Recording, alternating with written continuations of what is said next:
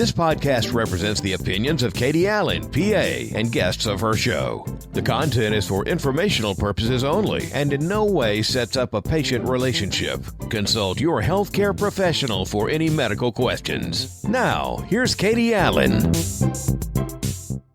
Thank you, Jay Andrews, always for your introductions. We appreciate that greatly, and you make us sound extra special. I have today Jenn Cobbs, certified physician assistant. We're going to discuss diversity in the aesthetic industry, which I really maybe should say the lack of diversity in the aesthetic industry, but we'll get into that in a little bit. Jenn Cobbs is a graduate of the Medical College of Georgia. 16 and a half years ago, she happens to be a classmate of mine, and then has been doing aesthetics for over 9 years, right? She is an expert, to say the least, in Botox, filler, PDO thread, CRP, and basically anything that you can think of in relation to aesthetics. She has been trainer for Allergan, which is the company that has Botox and Juvederm type injectable products, and also is a trainer for Revance, which has the RHA product. She is a founder of JC Aesthetics, her own company, which has different entities to it, but part of it is injection as a whole of different things, and also skincare and energy-based devices. But it's really where she's merging art and science with a focus on creating natural looking results for the face and body for patients to enhance their self-image and self-confidence overall. That's where we get to live vicariously through our patients feeling better about themselves. She also does trainings with these different companies, but you also, trainers that are out there, if you're listening to this, so that I don't forget to tell you, you can book your training sessions if you would like to train with her through her website, and patients can book with her for filler and injectables or going in for consults to get her expert opinion through her website too. Her website, and we'll have this listed as well, is www.jcaestheticsllc.com, and it looks easy to book either trainers with the ability to get more training sessions with her expertise, or patients if you're looking to get her expert knowledge, advice, and treatment through her. You can also book with her on there. Jen, tell me about, all of a sudden I saw in here we have Lemon Avenue. So tell me about this Lemon Avenue, because I'm just now hearing about it myself, and I don't want to do poorly on describing what's going on. So tell me about what this is. No problem, and thank you so much for having me. So Lemon Avenue Atlanta is a new practice opening in Atlanta. There's a Lemon Avenue in Dallas, Texas, and we are opening the first location here in Atlanta, and we're super excited. Myself and a really good colleague of mine, Allie McAllister. So to do that, is that also something that should be booked through your website, or is there a phone number they should call? Or Yes, correct. So on the website, you can book, as well as the phone number to book for treatments or appointments. So it's whatever's easiest. I think we're in an environment now where a lot of clients want to just book online and make their appointments when it's convenient. So we're just trying to make it simple and easy for you. Awesome. So that's how you get in touch with this lovely person. We're going to get back to kind of what our topic is. And that is diversity in aesthetics, or the lack thereof. I know Jenn, she's a classmate of mine from PA school. And several years ago, maybe 5 years ago or so, I went to a training one night with Allergan, and I looked across the way and I saw this beautiful black woman that had this glowing skin, and probably did stand out to me because she was a beautiful black woman in a sea of a lot of white women. But I started looking, and of course I was staring because I thought I recognized this woman. And then I realized, why do I recognize this person? Well, she was a classmate of mine, and probably one of the most stressful times of my entire life. But in saying that, what we both have noticed and talked about is when we arrive to these training sessions is how many people you think are at some of the training sessions, like that one, or even the one that we had recently with Dayan. Yeah, definitely more than 50 to 100 sometimes. 50 to 100? It's pretty large, yeah. And we oftentimes maybe have, it seems like recently we've noticed maybe 3. Less than 5. Yeah, talking more about African American, maybe 1 Hispanic injector we were talking about or so, and there can be some things I don't know about, but there's an obvious lack of ratio. Yeah.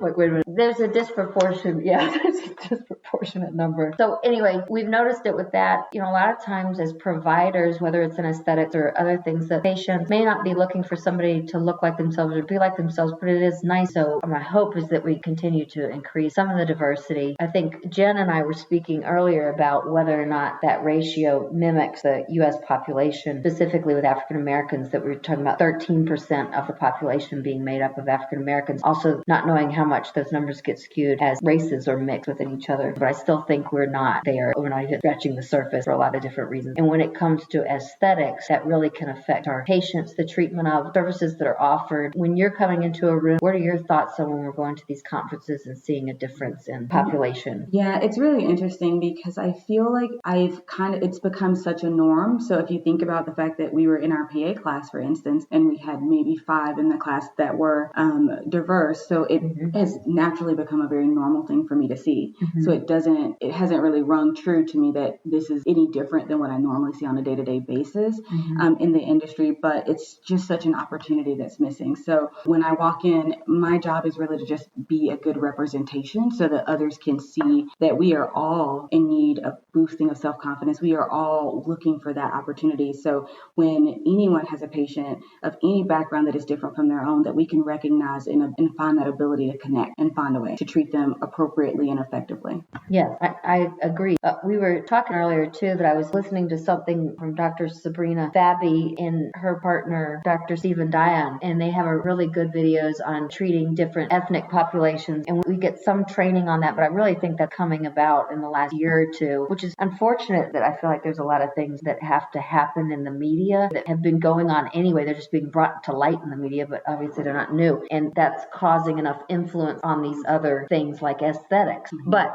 either way, it's good that we're having them. But she was mentioning that there was a study that they had seen or they had come to the conclusion that when it comes to aging, even in these populations, that Hispanic populations maybe look like they're aging about 10 years slower aesthetically. Again, not talking about organs and things as a whole, but more aging things. And then African Americans, you might see aging 20 years slower as far as aesthetically. Now, I'm not going to lie. I'm Caucasian, so I got real depressed real fast. Just kidding.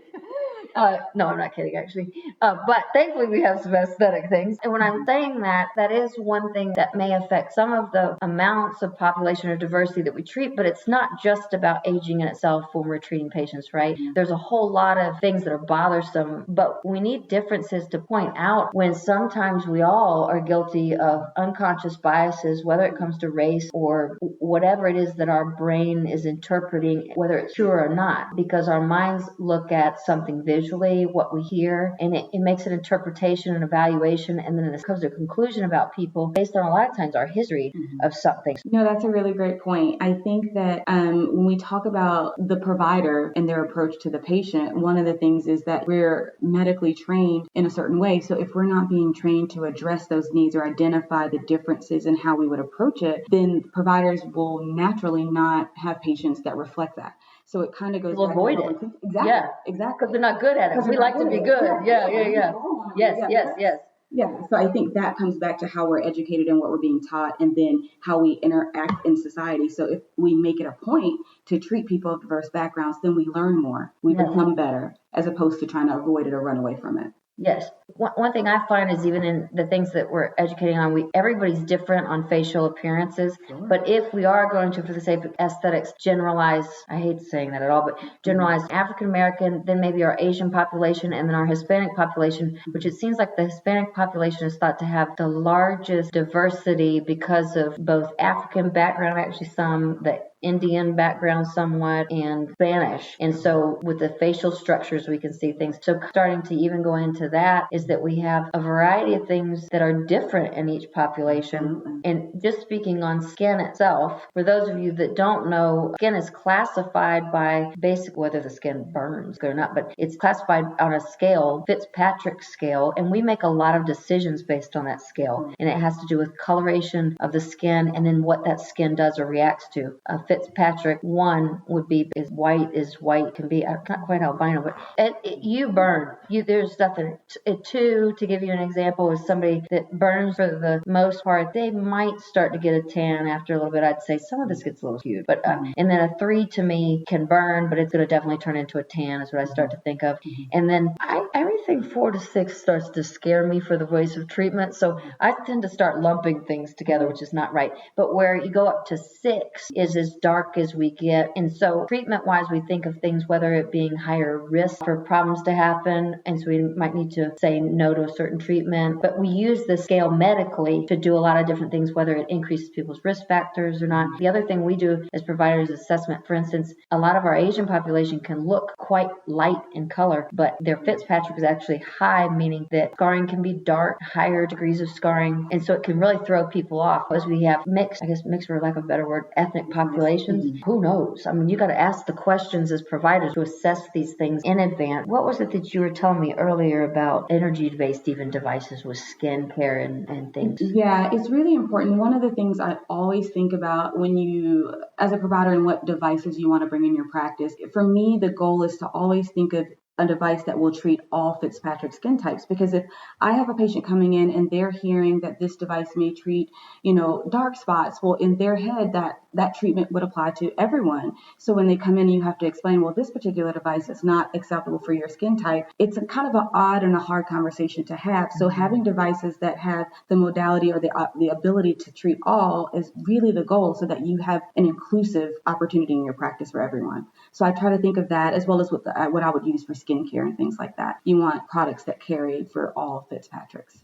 When we talk about skin, it's obviously such a huge, big subject. In general, what do you think some of the treatments are that you're finding to be the most effective, but still less risky type energy devices or treatments such as peels in your darker skinned individuals? I know there was a peel that you showed up one day and I went, what the hell did you do to your skin? She has beautiful skin if you haven't seen her, but it was definitely a little extra glowy.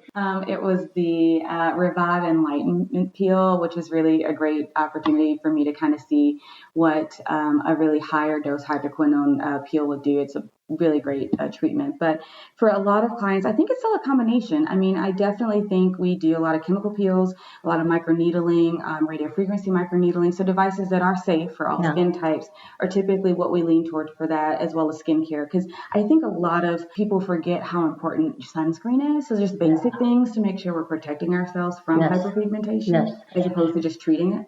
Pigmentation issues seem to be some of the biggest complaints, other than when we talk about filler and stuff for a little while. Are you seeing, we talked about that peel that you just said, but any other treatments that I've been using a lot of good old Retin-A as well, and trying to get people on daily skincare, because I think that's some of our least risk things. But 100%, I agree. I think that everyone should be have a daily skincare routine. At the end of the day, what we do with fillers and devices and threading and all these things are fantastic. But if you don't have a great foundation and you don't have a daily maintenance, you're kind of just not really getting the best results for what you're really putting and investing your money in. So I think that is always the foundation. You have any skincare lines you'd like to shout out right now, or kind of pull back? I definitely would shout out. I think Revision is one of my favorites. I use them daily, multiple products on the Revision skincare line, and I think that it is a very inclusive line. So I really like that. I also will use Zio Obagi. I think that line is also very good. Those are literally the two that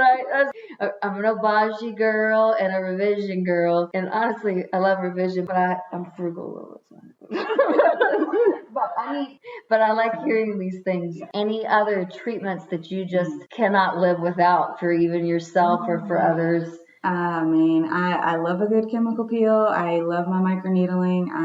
I think that at the end of the day, again, I just want to induce as much collagen and keep the skin nice, bright, and even. So those are my go-tos for just my routine care with my esthetician. So I want to get into, because I know you're an expert in so many ways in aesthetics, but I really want to get into kind of talking about Botox and fillers, just talking about the desires of different patient populations, how we assess and then treat, because different ethnicities have different bone structure often. And again, this is generalized comments, but different bone structure, different skin types, thickness of skin, the desires of different populations through appearances, culture, also trendy stuff. There's just trendy things through all ethnicities that we see, but to kind of go through different populations and what we might be looking at doing. When you have patients come in, do you find that certain populations request certain things in particular, or just different per population? And I know you, like myself, kind of think about this and go, well, it kind of depends. There's always a depends. But do you find that you're focusing more on certain things? No, not really. It's kind of interesting. I think when I look at it, it's really all the commonalities. Like people want to look less tired. They don't want to look angry. They want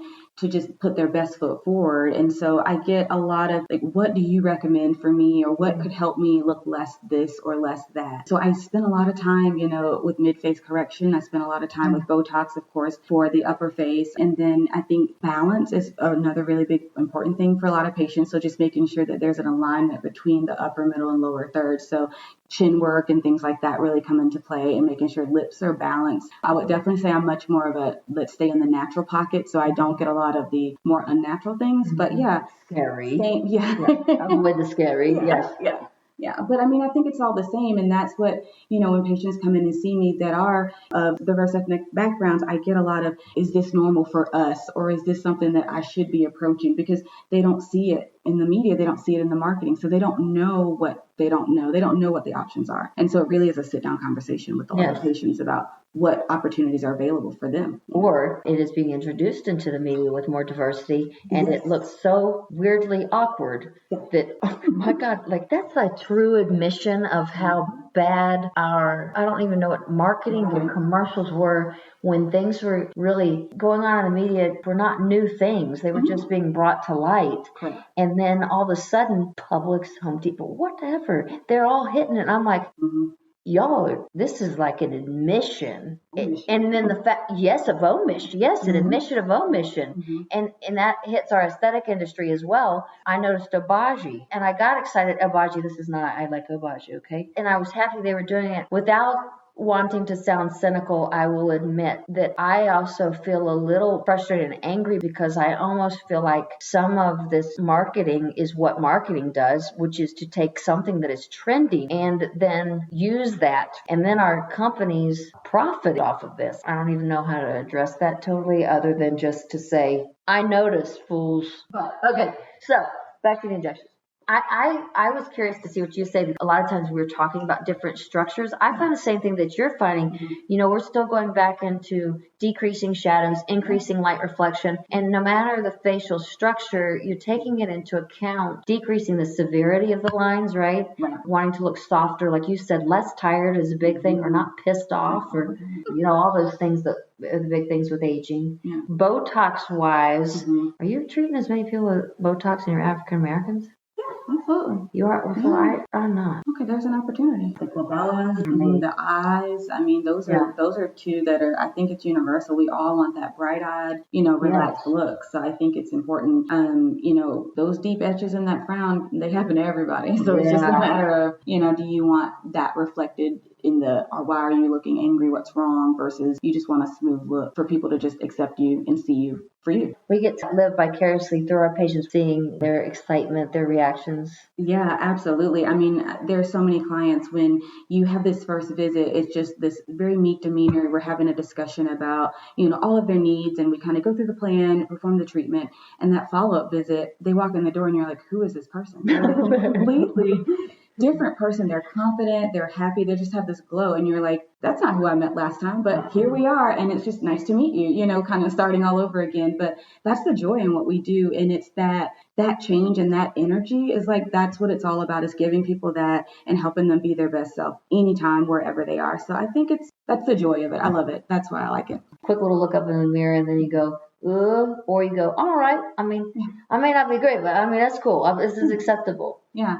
no, it's true. I mean, if you think about where we've been in the world this last 2 years, we're on Zoom. So what people are seeing and how we're being perceived is that they're seeing, you look angry or you look tired. So how do we make ourselves appear through video how we feel on the inside? That's a whole different challenge. Jen really brought a group of together, and we used Zoom quite a bit when Zoom was first coming about. And these are some excellent injectors that look mighty good in person. But looking at each other on Zoom, I mean, I couldn't even look at myself. I couldn't look at myself. I was so distracted. I had to look away, and I was looking at other people going, wait a minute, you don't look like that at all. So when you start to perceive yourself that way, it's hard to say, I know what I'm talking about. Right. It's hard to project your confidence in who you are because you're distracted. Exactly. Yes. And forget the damn filter. The filter's on there. After I see myself with the filter, I don't want to go back either. You say it's just the young population? I mean, come on. I look better with a filter by far. I'd like to go back on inclusivity also when it comes to trainers or injectors and really providers in our field of aesthetics, but also in the business aspect of it as well. I will say the aesthetic industry, at least from my outside observation, appears to be something that has a very good representation, at least from the visual side that we can see, for females, which is oftentimes not seen in a lot of the corporate world as more balanced, but I definitely think the business representation out to our offices, basically our sales representatives of the company, appear to be more female. But is there diversity within ethnicities that are coming out representing these companies to our offices? My answer would be no. I'm going to say maybe not yet. Yes. Hopefully that was something that can change. But I do think... Which company's going to step up first? I know. Challenge. I do think that you can see some things happening on the corporate level. We're seeing a lot of changes, but I do think that they've made a really good effort to get more marketing material. So you're seeing that diversity there. But there's just so much opportunity, because I think that as an injector and as a trainer, it's oftentimes where I may see just myself or just a very, very few in that room. And how do we navigate making that better? How do we create more opportunities for those that want to achieve and kind of go up that ladder and become trainers? I think that's the part that probably really needs to be developed, or someone needs to really take that challenge on, I think. Yes. For years, for PAs, at least we're in the Southeast, and I mean, I was going to a lot of trainings. I wasn't seeing really any African-American trainers, but also injectors really at the meetings. Probably the first one I was telling her that I met in a training session was Amanda Sanders, who's with Dermatology, and she was probably one of the only dermatology PAs that was African-American for a long time. And just, again, underrepresentation of our population as a whole, which can really affect treatment. And one thing we've also discussed is really in all of medicine, we know that there's been a history of studies being, well, let's be honest, a lot of medical studies in general, before we even get to aesthetics, predominantly in decades in the past were done on white males, not even on females. And then we weren't studying necessarily a variety of ethnicities, which can affect treatments, obviously. In the aesthetic market, when we're talking about injectables and things like that, that oftentimes there's a underrepresentation of diversity with the patient population that they're doing these studies on, until we start correcting some of the research and the science. But a treatment space, we're calling you out, companies, because that's a big deal. We are making you a lot of money. And I say that it is still a business, and we're treating patients. But in order to be able to do that appropriately and know that we're doing that safely, we need you guys to be doing the research on all populations. Well, for providers, I think we just have to challenge ourselves to get outside of our comfort zone of what we normally do to make ourselves available to learn, because the only way we can, really break that mold from our standpoint, of course, we need to know that it's safe and effective for the patient, but then actually seeing those results and building a portfolio that is diverse enough for our patients to see, i.e. marketing, how the companies market, how we market, and then patients will then feel more comfortable coming in. Yes, totally correct. Totally correct. A lot of times it does start at the top of all companies. And if our C-suites are not being appropriately represented, not everybody's the same, but there's commonalities is what you're saying. So.